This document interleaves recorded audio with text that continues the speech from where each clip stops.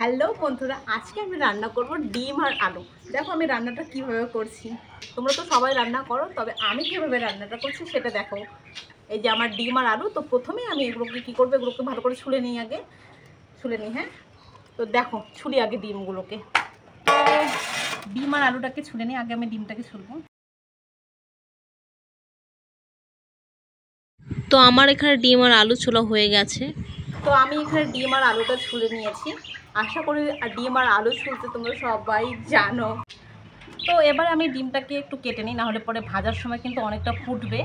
তো এটাকে আমি সুন্দর করে সাইজ করে কেটে নেবো, হালকা করে, নাহলে কিন্তু আবার কুসুম বেজে যাবে। তো আমি সাইড থেকে অল্প অল্প করে কেটে নিচ্ছি, যাতে না ফোটে জিনিসটা। ফুটলে পরে চোখে মুখে কোথায় লাগবে বলা যায়।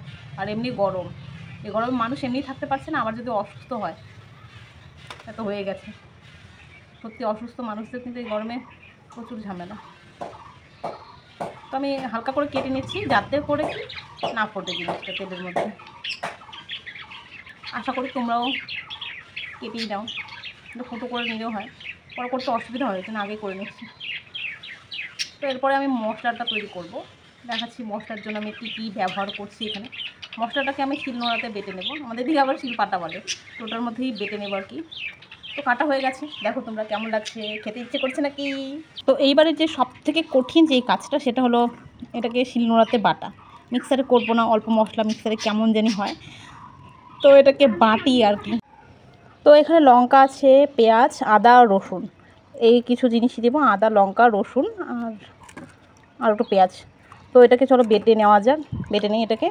দেখো শিলনোড়ায় মশলা বাটলে কিন্তু আমাদের শারীরিক একটা ব্যায়াম হয়ে যায়, যেটা আমাদের শরীরের পক্ষে খুব ভালো। তো শিলনোড়ায় বাটাই ভালো মশলা। তো দেখো এখানে আমার মশলাটা বাটা হয়ে গেছে, তো এটা দিয়ে রান্না হবে, দেখো তোমরা। তো এখানে দেখো ডিমগুলোকে আমি লাল লাল করে ভেজে নিয়েছি, একটুখানি তেল বেশি দিয়ে, না হলে না মানে ওরকম লাল লাল হবে না আর ভেঙে যেতে পারে। তো আমি তেল দিয়ে ভালো করে, তেল দিয়ে লাল লাল করে ভেজে নিয়েছি। ডিমগুলো দেখে কার কার লোভ লাগছে, আমার তো সেই লোভ লাগছে, কিন্তু রান্না হওয়ার পরে ভাত দিয়ে খেতেই হবে। আমি শুকনো লঙ্কা আর জিরা এই দুটোকে ভালো করে ভেজে নিচ্ছি, এরপরে আমি মশলাটা দেবো। তো এগুলোকে ভালো করে ভাজি।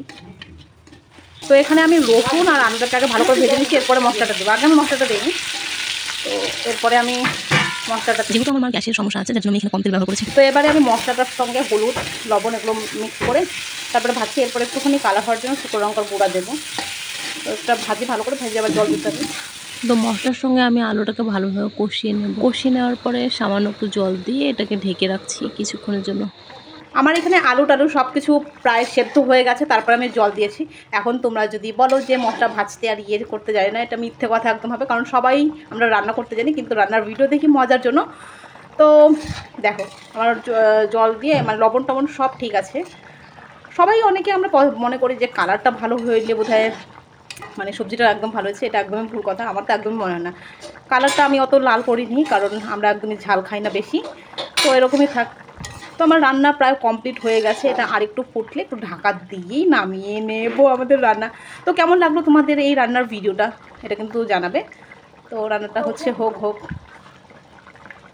ডিমগুলো ছেড়ে দিয়েছে, সব কিছু কিন্তু সেদ্ধ হয়ে গেছে, নুনটাও ঠিক আছে। তো কেমন লাগলো সেটা আর কি করবে জানাবে। তো রান্না আমার পুরোপুরি হয়ে গেছে। আসলে আমি শুকনো লঙ্কা না, কাশ্মীরি লঙ্কার গুঁড়ো ব্যবহার করেছি, তাও মানে তুলনামূলকভাবে খুবই কম, যার জন্য হয়তো কালারটা সেরকম আসেনি, কিন্তু খেতে টেস্ট হয়েছে, আমি টেস্ট করেছি। আর পুরো রান্নাটা কিন্তু কাঁচা লঙ্কা আর পুরনো যে লঙ্কাগুলো দেখতে পাচ্ছ তোমরা,